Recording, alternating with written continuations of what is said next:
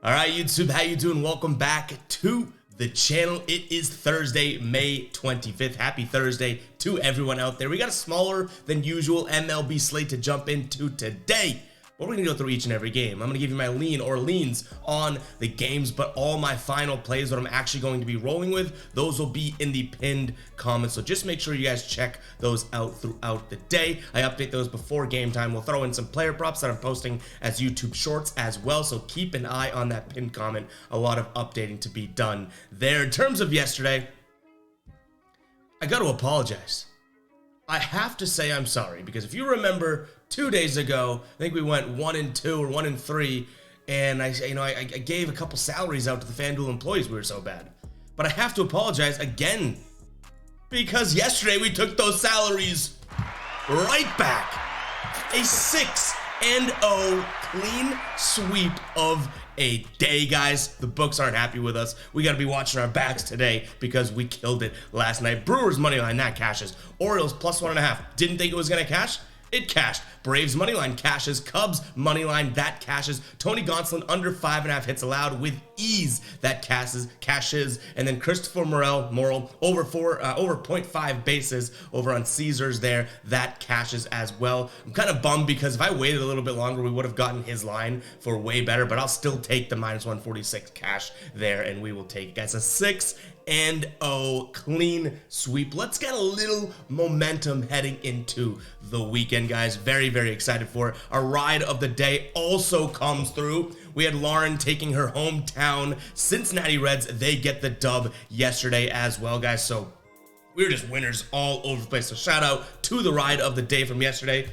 She sounded the psycho alert alarm with the hashtag there, and it comes through and cashes, guys. If you do want to be the ride of the day and get a shout out just like Lauren did today, all you got to use is hashtag ride of the day in the comments, and I'm picking one person's picks before the games and giving you a shout out, win or loss, in the next video. Use that hashtag ride of the day. Again, shout out to Lauren. And speaking of the weekend, we are going away this weekend, so the videos aren't going to be as nice quality. We're still going to try and get them out, hopefully every single day. But yeah, I just want to let you guys know that we will be gone from this afternoon, so Thursday afternoon, probably until Monday-ish, Monday morning, maybe Monday midday. So we're gonna try and have some makeshift videos out in the meantime. But yeah, guys, make sure you hit that follow button, or hit that subscribe button, hit that like button as well. We're pretty juiced after last night's performance, and I hope you guys had a bunch of winning days as well. There was a lot of ride of the days in the comments that did hit, so shout out to you guys. Again, use that hashtag ride of the day. Let's go ahead and jump into game number 1 here. We have the Cincinnati Reds taking on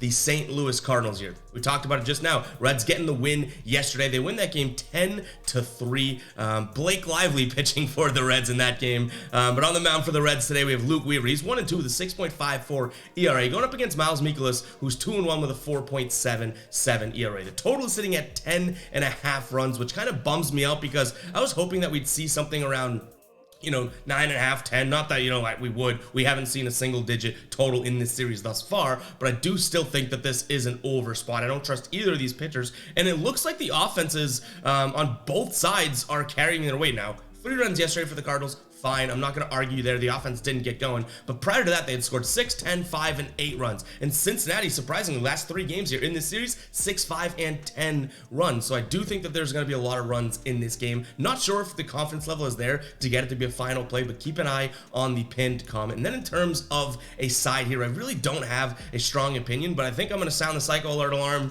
with Lauren from yesterday and take a peek at the Reds here. Again, confidence level isn't all that high. I like the over more than anything in this game, but nonetheless, I do lean towards the Reds just because I don't think this Cardinals team, they were on such a streak. We gave them the flowers. They were playing really good baseball, but they're kind of back to that up and down baseball here. Minus 165, I'm not willing to pay that for a team that has been inconsistent. So those are my leans on that game. Keep an eye on the pinned comment to see if either of those become a final play, but I do think there's better spots on this slate today. All right, McClanahan and the Rays bounced back yesterday, getting the 7-3 win. And when I say bounce back, if you lived under a rock or just don't know, Toronto won 20-1 in game 2 of this series. So Tampa Bay got the train back on the tracks yesterday. They have Eflin on the mound today. He's 6-1 with a 3.45 ERA, going up against an Alek Manoah who's 1-4 with a 5.15 ERA. That being said, I don't think Alek Manoah is that bad. He is just in a bad stretch right now, but I don't think you can ignore the pitching discrepancy here. I think that you have a Eflin who's been pitching against good teams and getting wins. Last 2 wins were against New York and Milwaukee, where he pitched, into the 7th inning, 3 earned runs with a .57 whip there and 8 strikeouts. I don't love the 3 earned runs, but everything else looks pretty good. And then you're getting decent odds here on Tampa Bay at minus 140 right now over on BetMGM. The graphic is a little outdated. It says minus 155, but I do think that this is a good spot for Tampa Bay. The only thing that concerns me is I'm looking at the percent of bets here over on Outlier, which we'll talk about Outlier in just a little bit. 79% of the bets are on Tampa Bay, and this just seems like a spot in which you see, okay, but the bets are on Tampa Bay. This line opened at around minus 155. Now there's better odds over on BetMGM, and why aren't books moving in the opposite direction? Why are they getting better? It's almost like they're sucking more and more bets in and making it more enticing to bet the Rays. So I do think this is a Rays spot if we didn't have to consider books or odds or anything like that, but that's part of what we do here. So I am going to say that that's my only hindrance in terms of what I'm seeing here, because in terms of pitching, better team that has momentum, it's all Rays all day long. And then you look at those odds, minus 140. Totally serviceable, but the fact that this opened at longer odds, then all of a sudden now we're looking at it and it's moving in a direction that is more favorable for the Rays or for bettors on the Rays, a little scary to me. So if that doesn't make sense to you guys, I'm sorry, but what I'm saying is a lot of people are betting the Rays, but books are making the odds even better for the new bettors coming in. They have better odds to win this game type of thing in terms of us betting, which is not usually how it works. The more bets and more money that go on a team, usually if it's minus 155, it'd go to minus 160, minus 170, because the books don't want to take on all of this risk. They're letting it happen. So that's a little bit of line reading there. I'm still going to lean towards the Rays because I do think they're the better team, but this might keep it from being a final play. Sorry if that was a long rant. What I do like is the over in this game as well. We've seen plenty of good pitchers so far pitch in these 3 games here, and we've had a 6-4 game, a 20-1 game, and then a 7-3 game, all cashing these overs fairly easy. So I'm going to lean towards the over again as well.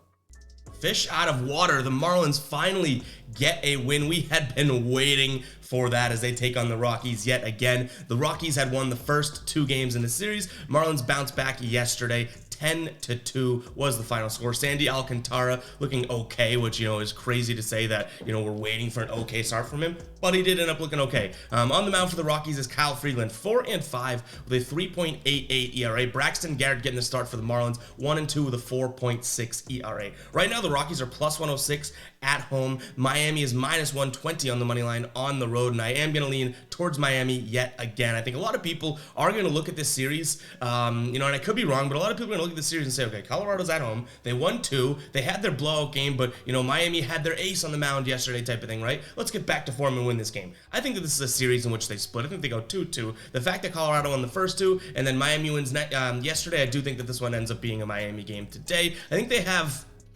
a slight pitching advantage. I don't want to necessarily say that, but we did see, a couple starts in a row now from Braxton Garrett look decent. 1 earned run, 0 earned run, 8 strikeouts, and less than 0.8 of a whip in both of his last 2 starts. So hopefully he carries that momentum into this. I do like this spot. I think you're getting decent value too. Like I said, minus 120 over on the money line. That's over on MGM if you have access to that. I'm going to lean towards Miami. And then in terms of a total, 11 runs. So yesterday gets up and over, but it's funny because it wasn't due to Colorado. And I've said that all along. This Colorado team, you got to show me that you can score runs before I have to even consider any sort of altitude.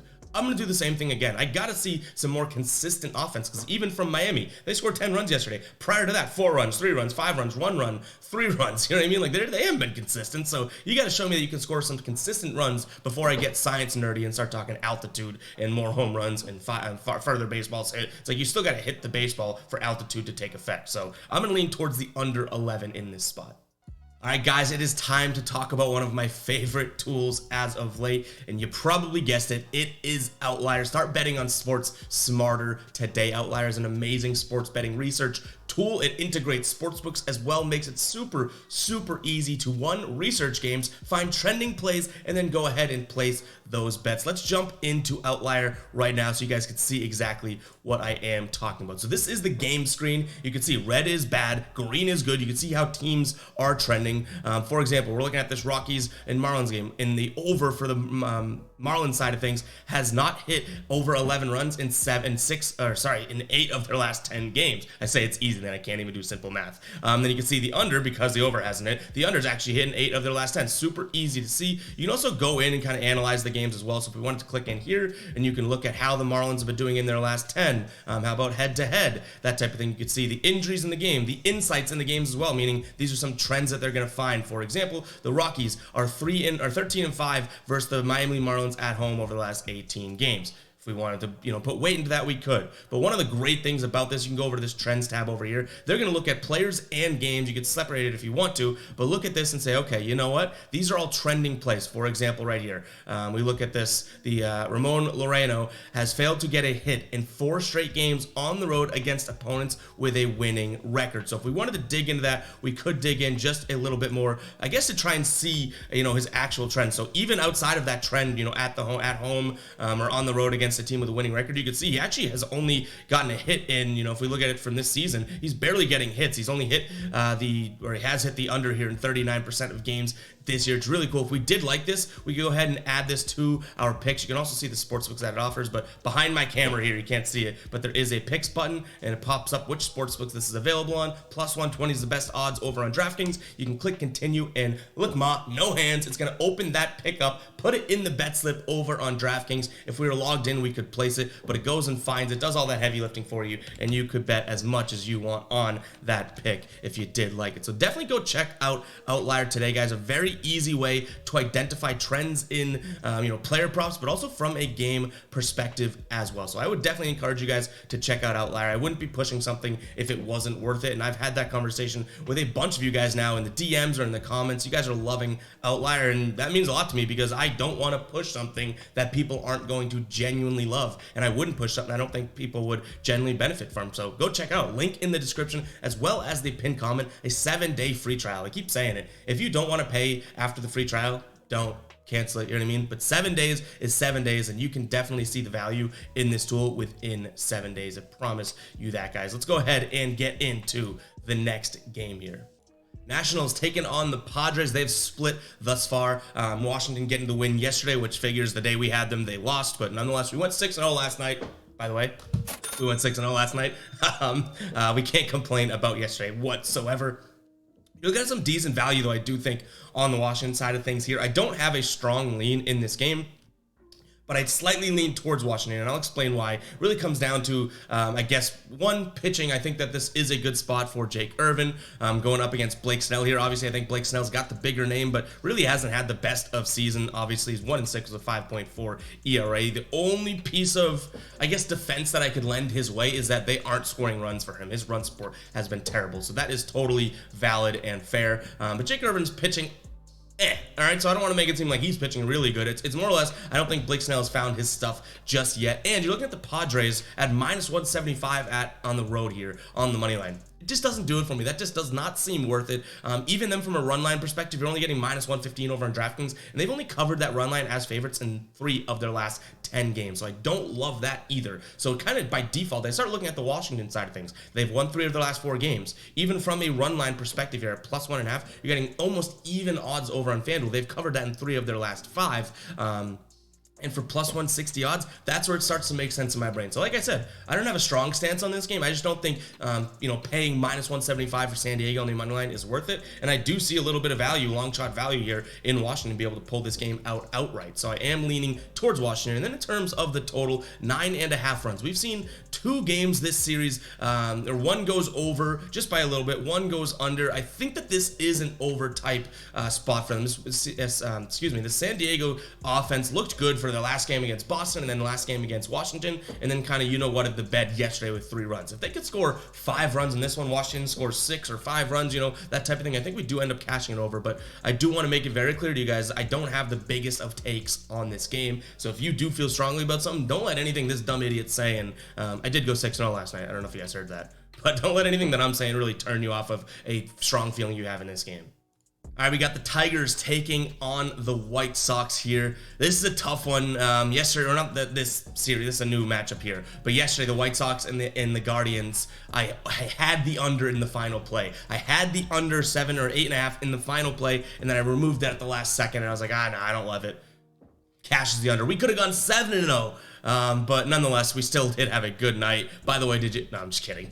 Last night is over. I completely understand that. Hopefully you guys understand that. I'm just kidding around with that. But Detroit, coming off of taking 2 of 3 in their last series, it was against Kansas City, but they're the Tigers, so it's not like, you know, the biggest of surprises and or, you know, the biggest of, you know, it doesn't matter. It's like those teams are closer than you think. Chicago coming off of what I would say is a good series win against Cleveland. 2 of 3 there, and the 2 games that they won by 2 or more runs. So I like it. Dylan Cease looking good. Michael Kopech surprisingly starting to pitch well. I kind of called that in yesterday's video, but he's still inconsistent as all hell. But nonetheless, you love to see sort of a young pitcher, a steam-throwing pitcher, kind of get his ground here. That said, I think this is a Detroit game. I know that might be a little crazy to say. Again, similar to last series or last game, I don't think this is really the ultimate spot, but Lucas Giolito, you know, Lucas Frozen Yogurt Gelato, I just don't trust. He's 3-3, 3.62 ERA, and -140 White Sox lines are just not something I'm interested in. So I'm leaning towards Tigers here, +123 for the sole fact that I'm fading the price of the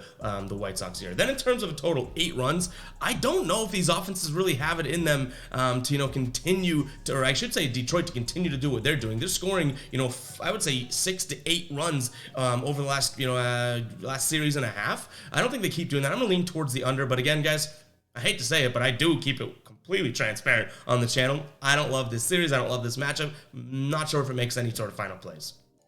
All right. We got a little scared yesterday. We did lean towards Baltimore money line. I ended up pulling the trigger on run line. Had to pay some juice for it. I wish we just pulled it out because they did end up coming back and winning that game. I didn't watch the end of the game, but I did go to sleep and it was like 6-1.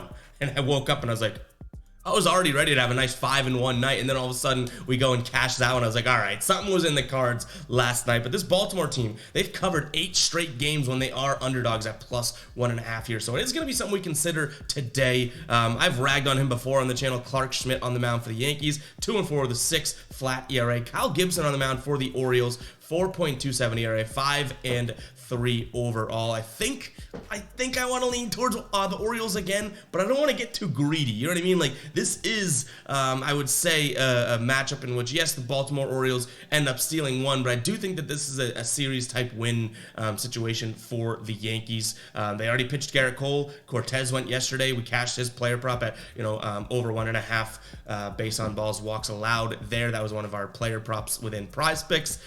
Make sure you follow me on TikTok and Instagram because that's where we're posting those Prize Picks plays. But yeah, this one kind of puzzles me. I am going to lean towards Baltimore. I wish we weren't having to pay -170 for a +1.5 spot here because they have been covering it like you read about. But what I actually do really like in this game that has a very strong chance of being a final play, and I don't feel like I'm getting too greedy with it, is the over 9 runs in this one. Again, you have 2 pitchers on the mound that are not shy about letting up runs. Clark Schmidt in his last, you know, one of his last couple games, I forget it was the second to last or third to last game, he only pitched 4 1/3 against Tampa Bay and let up 7 runs. Hopefully we see that because this Orioles offense is pretty legit, and I've seen the comments. I wanted to jump on board with it yesterday, but we picked the other ride of the day. But I will give the shout out. I believe it was Politician for the People. Hopefully I have the username right there. I know we've ridden with him before, but he had Orioles team total over yesterday at 3.5.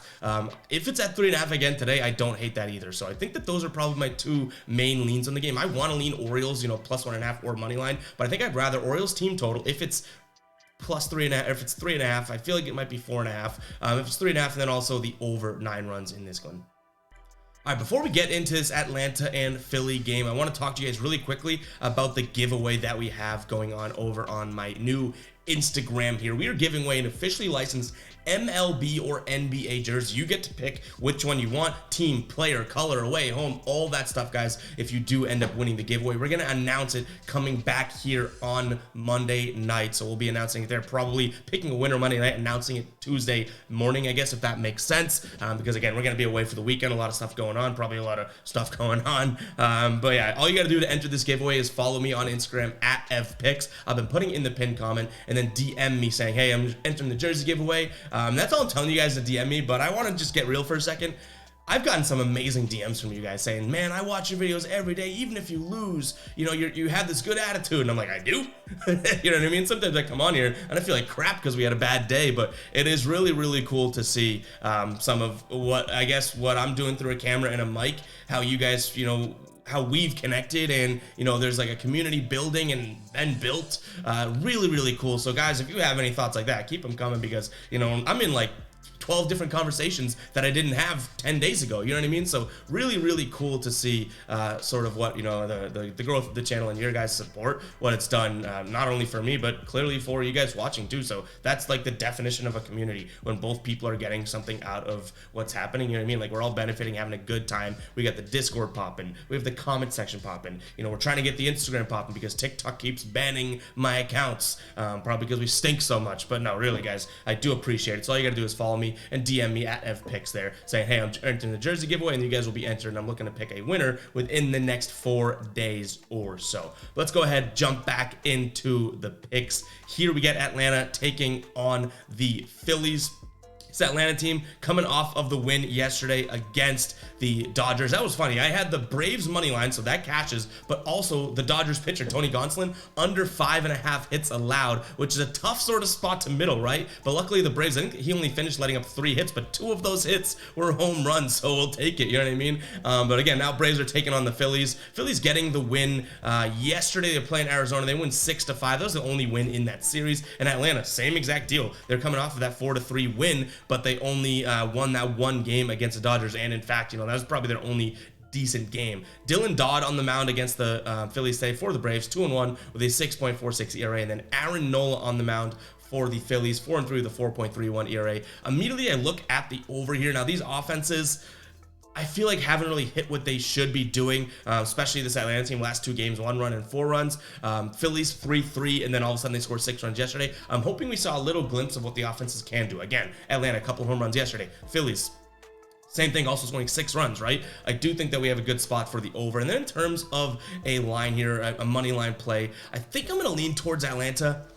It's kind of tough to do so because, you know, they have such good pitching, right? Whether it's Morton, Strider, Bryce Elder, Dylan Dodd, I'm not really, you know, he's kind of falls to the wayside in my opinion there. So it's like, you know, the ugly runt of the litter here pitching, and he's been very, very inconsistent, whereas Nola has been fairly inconsistent. He's letting up, you know, 2 to 4 runs, but pitching deep-ish into games. So the pitching scares me a little bit, but I am still going to confidently lean towards Atlanta here. And like I said, I do like the over as well. All right, Ev, breathe before you go and take the Cubs again. We're taking the Cubs money line in this one. Cubs taking on the Mets. I don't think this becomes a final play, but I am leaning towards the Cubs. They have taken 2 games here, and they've just been the clear-cut better team. They've been out pitching and out offensing, out hitting, probably the better word. 7-2 in game 1, 4-2 game 2. Obviously, they come through yesterday. Christopher Morrow comes through us for us as well with he's hit it on base every single game this season. Kyle Hendricks on the mound for the Cubs. No starts this year, so curious to see how he plays out. Obviously a good pitcher, so, you know, though he doesn't have any starts this year, still serviceable. On the mound, Carrasco for the Mets here. Last 2 games he's pitched and they have won, but he hasn't looked all that great. I think you're getting decent value on the Cubs right now, but the only reason I don't think I'll be taking this as a final play in the pinned comment is because, and this is such a stupid reason, I can admit it, but we had so the story of me and the Cubs and our dating history, they cashed for us like a bunch of times early in the year, and I was like, okay, this Cubs team, we're riding and dying. That Cubs team ended up losing like 42 million games in a row, and we kept taking them. And now they've won 2 games in a row in which we've taken them, and we're like, all right, you know, we're back to things, but isn't it like a soured X? Like, at some point it's going to burn me, and this could be a spot for it. So I am going to lean towards the Cubs, but I'm trying not to take them as a final play. Yes, you guys are probably like, that's a stupid reason, and guess what? Yeah, it is a stupid reason, but it's funny because I have that in my brain, but then I'm looking at everything else, and it's like the numbers, the trends, everything does say this Cubs team can win this game again, but I don't know if I can trust it. So I'm sorry that that's such a childish view of this, but hey, as sports bettors, you guys all know you have these little, you know, superstitions about something. So I'm going to lean towards the Cubs, but I don't think I make it final play because I feel like I'll be the kiss of death in this one. Total is at 7 right now. I'm seeing it at 7.5 on some sportsbooks. So if you can get 7, I don't mind the over here. I think that, you know, this is probably This is probably a line that they take down because we're recording super early right now, but we've seen this with Mets games. I don't know what it is, but, they go from 7, 7.5, and they pull it down and it jumps way up to, 8 or something like that. I've seen it a couple times this year. Just beware of that. If you can get it at 7, maybe pull the trigger. I don't hate it. But yeah, nonetheless, guys, we're going to move on because I just can't see myself taking the Cubs again today in the total. I do think it's low enough. There's going to be some weather, if I'm not mistaken. Meteorologist Ev reporting for duty. 15-mile-an-hour winds blowing directly into the batter's face. 0% chance of precipitation, and very, very cold at 52 degrees over there in Chicago. Back to you, Ev. So that kind of hurts the over, but I still think it's a low enough number, guys. That's what we're leaning in this game. All right, no news on who's pitching for the Brewers here, so we're not really sure about lines in this game. Scott Alexander is getting the start for the Giants. He's 2-0 with a 4.42 ERA. The Brewers coming off of taking 2 in a row against Houston. They didn't allow a single run. They lost 12-2 and said, you know what? We're not losing this one. And they win 6-0. And then they say, you know what? That felt good. Let's do it again. They win 4-0. San Francisco coming off of taking 2 of 3 against Minnesota, but their last game losing 7-1 probably doesn't feel all that great. If the odds are anywhere, around, I don't want to say even odds, but I would probably go Brewers minus 135 in a money line lean if that is where it comes out. I think that they do have a, the bats are starting to cook. I need to know who's pitching for the Brewers, obviously. So I'm sticking away from this until we know that. In terms of a total, we also don't have a line for that. If we're looking at, let's see. The last few games for the Brewers, their total has been right around 9, 9.5, and then for San Francisco, it's been 8 and 7.5. So let's say they meet these in the middle and they put it at 8 or 8.5 runs. I think this one does end in sort of a 9-run type game. So anything under 9.5, I'm probably taking the over, but if it is 9.5, I don't really love it all that much. Before we get to the last game, if you're still watching right now, 26 minutes in, you know what to do. You know what to do. If you're still watching 26 minutes in, you know what to comment, guys. Let me know that you're still watching here. I'll see all the real ones there. Comment 26 if you're still watching. Comment 26. We got Seattle taking on the A's here in what has been just I feel like a not even worth covering series so far. But Seattle taking the win yesterday, 6-1. We're going to do what we have been doing. Lean Seattle minus 1.5. Looking at a total of 7.5 runs. I am going to peek at the over, but I don't think either of those ends up becoming a final play. If I'm being completely honest, it's just what it is, guys. But hope you guys did enjoy the show today. If you did, hit that like button. Hit that subscribe button if you are new. If you were still watching at the 26 mark, still time to comment 26. And we'll catch you guys in the next one, all right? Peace out.